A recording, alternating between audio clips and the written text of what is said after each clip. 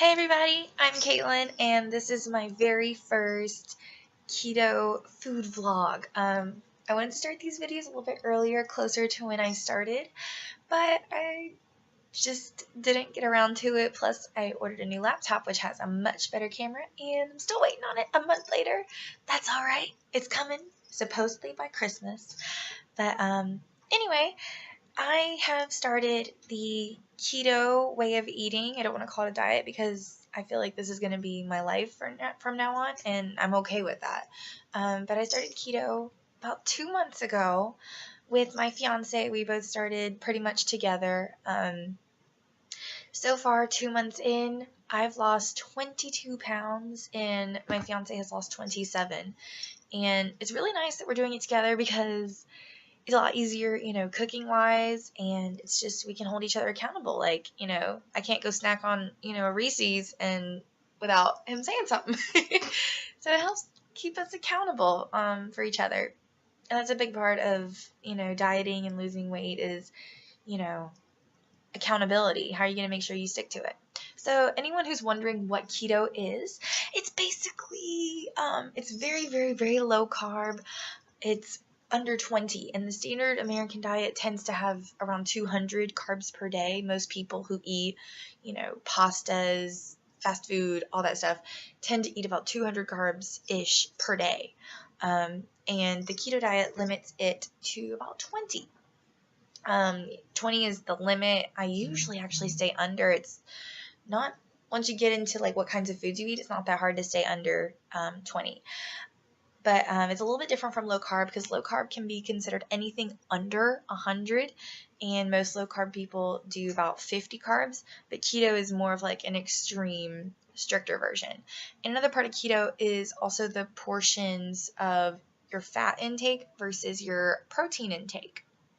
So basically, if it were in a pie chart, most of your diet, most of your calorie intake would come from fats. So things like olive oil, butter, nuts, healthy fats like that.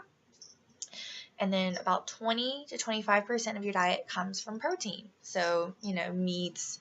A good way to get in that extra fat is to also eat fatty cuts of things like steak, chicken thighs versus chicken breast. And then the last little percentage sliver is your carb intake. And since starting, it's been crazy how many things have carbs in it. Like, literally everything has carbs in it. Soy sauce has carbs in it. I'm so surprised that, like, hot sauce has carbs, and just everything. Now that I'm actually reading these food labels, it's amazing how many carbs there are. Anyway, so things that we like about keto is that high fat intake actually keeps us full. I've tried so many diets past. I've tried low calorie. I've tried basically starving myself. I've tried exercising like crazy. I've tried so many things, and it doesn't work for me. And what I really like about keto is it helps you feel full longer because of that high fat intake, but it's also not restrictive. I feel like pretty much anything you want to eat, you can make it keto friendly. Like, my fiance's favorite thing in the world is biscuits and gravy, and we made it keto. Like, the biscuits were made from almond flour, and pretty much everything we could substitute some stuff, but anything we want to eat, pretty much, we can eat it in a keto way. There's lots of really fun recipes online. Literally anything you want, just type in spaghetti keto, and they have ways to make noodles without carbs, or you can actually buy them at the store. And going out to eat, it's a lot less restrictive than when I've done other diets. Like, with other diets, it's like you can pretty much get a sliver of your food and eat like this much, and I don't feel full. I get hungry all the time, and then I eat, and then it's an endless cycle. Well, those are some things we really like about keto. It's fun. There's lots of good foods. We don't feel like we're missing out. We still get to eat things like chocolate. It's not real sugar. They use the chocolates that we eat are Lily's sugar-free chocolates, and they're sweetened with erythritol, which have no impact on your blood glucose and insulin levels, which cause you to gain weight. So those are things we really like. It's not as restrictive as other diets. We can still have foods that we love. We just got to put a little more effort in sometimes. Things that we don't like. I'm gonna be real blunt. There's some digestive distress issues. A lot of people on keto go on one side of the spectrum, either, you know, no bathrooms or a lot of bathroom situations. Yeah, so that's about as deep as I'm going into those details. Although we do get to eat out, it is kind of hard to track because, we got to stay under 20 to make sure we stay in ketosis, which is basically your body, the process that your body is in, to which it uses fat to burn rather than your carbs and your sugar. And it's going to end up using the fat on your body. So it's really hard sometimes to track because we're not cooking. We don't know what's actually gone into the food. We don't know exact measurements. So even though we can eat out, it is hard to track. So we just kind of have to eyeball. There are some restaurants that have their nutrition facts online, like the whole thing with the carbs and everything, carbs and sugars and fibers and all that. But it is hard to track. And also dishes. It's a mess. We're cooking so much more now, and there's so many dishes. It's a mess. But we have a routine now, and we're starting to get it. We pretty much do a load of dishes every day, which before it was like once every 2 days, maybe even 3 days we could stretch it out with all the things that we're cooking. But we ate so much fast food back then, we never had dishes.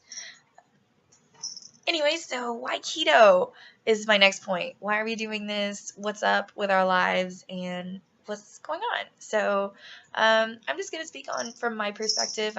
It's me and my fiance, but I'm going to speak from my perspective. I have been overweight since I was about 8 years old. I was always a bigger kid, and everyone always, oh, you're muscular, because I did sports and I played soccer. And, I'd kind of like run into people. I was very rough on the field. And there were even times when I was a kid that, like, during our church youth leagues, the ref asked my coach, which was my dad, not to play me because everyone on the other team was so little. They actually asked me not to play because I was so rough and I was big and I would run over people. And my activeness, I played soccer since I was like 5 years old. And when I got to high school, I had so many injuries from soccer, like sprained ankles, all kinds of stuff, that I switched to color guard, which you don't know is part of the marching band. And there's a lot of dance involved to actually strengthen my ankles. But I was always active. And so when I ate like terribly, I always made it as an excuse. Like, yeah, I had a 4-hour rehearsal today for winter guard, and so I can eat this terrible thing of french fries. And it was always an excuse. Like, yeah, I've done all this exercise. I've earned it. It's okay. I play soccer. And I didn't really pay attention to it just because I was so active.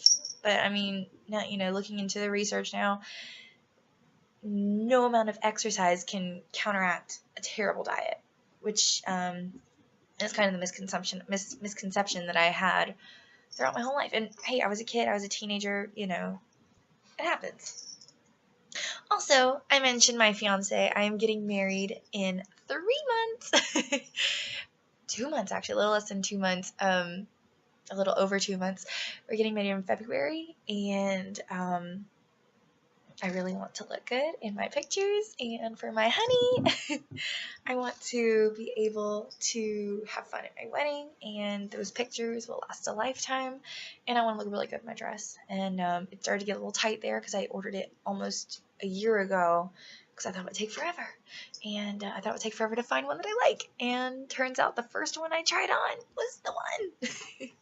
So I want to look really good, and I want to feel really good. I want to have fun. And I want those pictures to be memorable. I know I won't be my ideal weight in 2 months. I get that. But, it'll be better than what it was. And anyway, so I'm also a little bit about myself. I'm a teacher. I teach kindergarten currently. This is my 3rd year in education. Officially, I had my year of student teaching prior to that. So it's technically my 4th year full-time being in a classroom. And in the past year, I've had 2 kids ask about my baby that I'm having. And I'm like, I'm there's nothing in there. They just, and especially kindergarten, they have no filter. They say what's on their mind. And 2 of them have come up and touched my stomach. I mean, like, Miss Bouvet, where's your baby? Are you having a baby in there? Like, wow, okay. When a 5-year-old tells you that you're having a baby, it's time to make a change.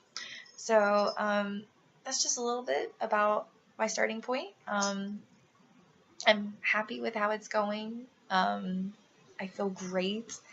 I've never had this much energy, and those of you who know me, I do always have a lot of energy, but even now, like, I have so much energy, and I used to have to take naps after school when I get home, and now I don't need it. I only need like 6 hours of sleep now, and I know it's not terrible not to get full 8 hours, but I literally don't need it. I come home and I have energy to clean the house and do laundry and all that other grown-up stuff. It doesn't bother me. I really like it. I feel better. Like after Thanksgiving, I didn't feel stuffed. I didn't have to take a nap after Thanksgiving dinner like before.